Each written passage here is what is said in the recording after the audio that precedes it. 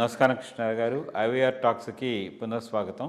బంగ్లాదేశ్లో తిరుగుబాటు జరిగి ప్రైమ్ మినిస్టర్ ప్రయాణం చెందడం, భారతదేశంలో ఆవిడకి మనం ప్రొటెక్షన్ ఇవ్వడము, ఇవి చూసుకుని అక్కడి నుంచి అంటే మొదటి నుంచి మనకి ఇండియన్ బోర్డర్లో ఆ పక్కన అస్సాం కానీ వెస్ట్ బెంగాల్ కానీ ఇదంతా చూస్తే మనకి అక్రమ వలసదారులు చాలామంది భారతదేశంలోకి చొచ్చుకుని వచ్చారు. ఇలాంటి దానికి ఇంటర్నేషనల్గా ఒక విధమైనటువంటి పరిష్కారం ఇప్పుడు లభిస్తుందా అనేది ట్రంప్ గారి విధానం వల్ల మనకు తెలుస్తోంది. ఆయన ఈ అక్రమ వలసదారుల మీద ఉక్కుపాదం మోపాడు. ఇన్ఫ్యాక్ట్ మిలిటరీ వార్ ప్లేన్స్లో వీళ్ళందరినీ ఎక్కించి డెస్టినేషన్స్కి పంపిస్తున్నారు.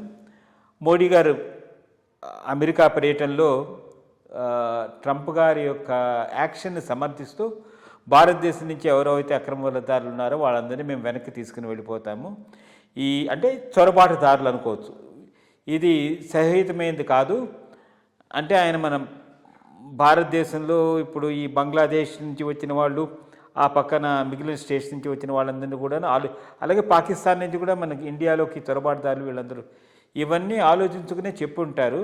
ఒక శుభపరిణామం అనుకోవచ్చు. అంటే ఇది ఇన్ఫ్యాక్ట్ ఇది ఏ దారికి తీస్తుందని అనుకునేటైతే ఇప్పుడు ఈవెన్ బ్రిటన్లో కూడా అక్రమ వలసదారులు చాలామంది ఉన్నారు. వాళ్ళు కూడా ఇదే రీతిలో ఆలోచించడానికి ఆలోచిస్తున్నారు. ఈ అక్రమ వలసదారులు వివిధ దేశాల్లోకి వెళ్ళడము అంటే రోడ్డు మార్గంలోనూ దీంట్లోనూ ఈ మధ్యలో ఏజెంట్స్ అనేవాళ్ళు ఉంటారు చూసారా, అసలు కథలు వింటుంటే చాలా బాధగా ఉంటుంది. ఒక్కొక్కళ్ళు 40 లక్షలు 60 లక్షలు అట్లా వీళ్ళకి ఇచ్చి దొంగదారుల నుంచి వీళ్ళని తీసుకెళ్ళి అక్కడికి వదిలిపెట్టేయడము, అక్కడికి వెళ్ళి ఏం సంపాదిస్తామనుకునేది కూడా తెలియదు. చాలా చోట్ల కొంతమంది ఈవెన్ ఇప్పుడు బ్రిటన్లోనూ అక్కడ చూసినట్లయితే తల్లిదండ్రులు తీసుకెళ్ళి తల్లిదండ్రుల చేత అక్కడ పని చేయించి వాళ్ళ ద్వారా డబ్బులు సంపాదించడం, ఇవన్నీ ఇలాంటి విషయాలు కూడా ఉదంతాలు మనకి కనిపిస్తున్నాయి. ముఖ్యంగా మన భారతదేశంలోకి చొరబాటుదారులు అని అంటాము, ఆ వచ్చిన దానివల్ల భారత ఆర్థిక వ్యవస్థ మీద మనకి ఇంపాక్ట్ అయితే ఉంటుంది. వీళ్ళని ఏ విధంగా హ్యాండిల్ చేయాలి, అమెరికా బాటలోనే మనం వెళ్ళాలా, అవతల దేశాలతో నెగోషియేట్ చేయాలా అనేటువంటి విషయం మీద మీ యొక్క స్పందన. అంటే మనకు ఓవరాల్ ఎన్వైరన్మెంట్ ఇల్లీగల్ ఇమిగ్రెంట్స్ అక్రమ వలసదారులతో డీల్ చేయడానికి ఇంతకన్నా మంచి పరిస్థితులు మనకు మళ్ళా రాకపోవచ్చు. ఇది ఒక మెయిన్ ఇష్యూ డొనాల్డ్ ట్రంప్ చేశాడు. అమెరికాలో చేసి అక్రమ వలసదారులు వెళ్ళిపోవాలి అని గట్టిగా నిలబడ్డాడు. మోడీ కూడా దాన్ని సమర్థించాడు. అక్కడి నుంచి వచ్చేవాళ్ళని తీసుకోవాలన్నాడు. అట్లాంటప్పుడు మన దేశంలో ఉన్న అక్రమ వలసదారులను పంపించడానికి కూడా ఒక మ్యాసివ్ క్యాంపెయిన్ స్టార్ట్ చేయడానికి ఇది రైట్ టైం. బంగ్లాదేశ్ నుంచి విపరీతంగా మన దేశానికి వచ్చారనేది వాస్తవం. అట్లాగే ఈ మధ్యలో రోహింగ్యాస్ కూడా బాగా వచ్చేశారు. సో వీళ్ళందరూ వచ్చి నాట్ జస్ట్ రావటము క్రైము, డెమోగ్రఫీని కూడా, పాపులేషన్ సమతౌల్యాన్ని కూడా, జనాభా సమతౌల్యాన్ని కూడా వీళ్ళు డిస్టర్బ్ చేసే పరిస్థితి ఏర్పడింది. వెస్ట్ బెంగాల్ లాంటి ప్రదేశాల్లో పాపులేషన్ డెమోగ్రఫీయే మారిపోతూ ఉన్నది. వచ్చిన వాడు ఎంత దూరం వచ్చాడు, బాంబేకి వచ్చి వాడు సైఫ్ అలీ ఖాన్ ఇంట్లో వాడి మీద అటాక్ చేసిన వాడు బంగ్లాదేశీ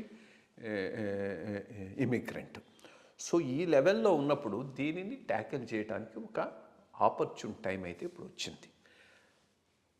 దీనిని పెద్ద ఎత్తున ఒక కార్యక్రమం మొదలెట్టి ఎట్లాగైతే సిఏఏ చేసి ఆ దేశాల నుంచి వచ్చిన హిందువులకు సిటిజన్షిప్ ఇచ్చారో అదే రకంగా ఆ దేశాల నుంచి వచ్చి నాన్ హిందూస్ అయిన వాళ్లకు, non Hindu, non Christian, non Buddhist, because ఇవన్నీ అక్కడ మైనారిటీలు, వీళ్ళని డిస్క్రిమినేట్ చేస్తున్నారు కాబట్టి వస్తున్నారు కాబట్టి వాళ్లకు సిటిజన్షిప్ ఇవ్వటం వరకు అర్థం ఉన్నది.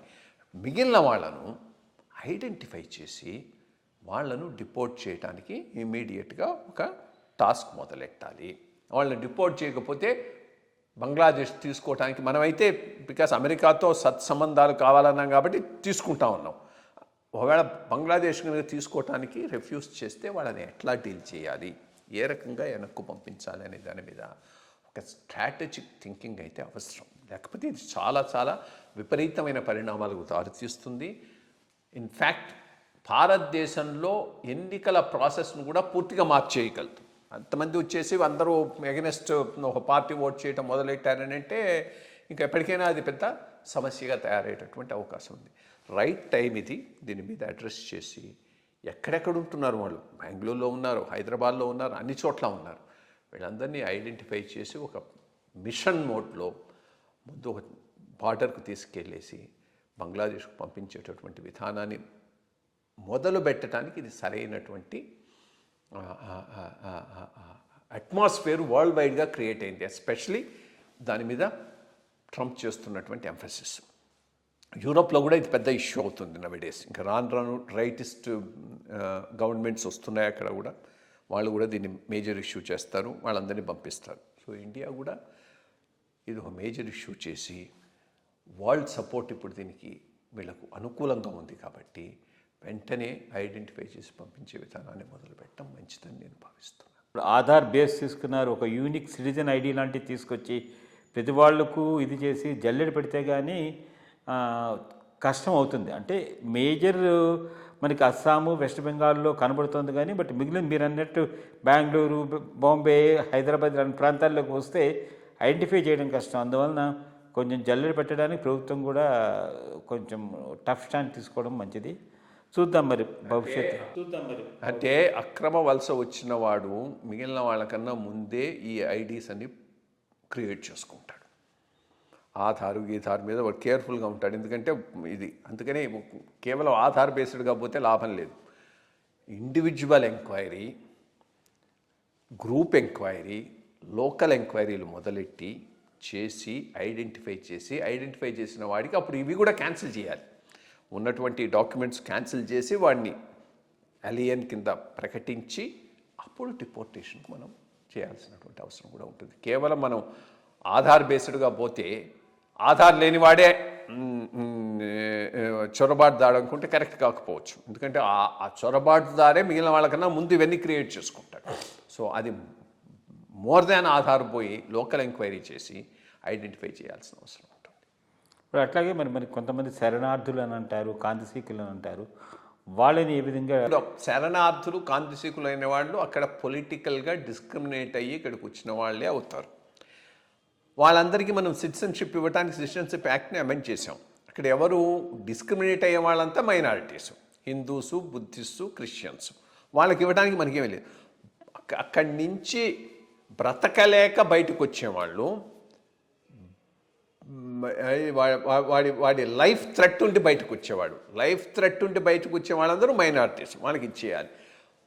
మెరుగైన జీవితం కోసంగా వచ్చేటటువంటి వాడు అక్కడ మెజారిటీగా ఉన్నవాడు, వాళ్ళకి ఇక్కడ మనం ఇవ్వాల్సిన అవసరం లేదు, వాళ్ళని పంపించాలి.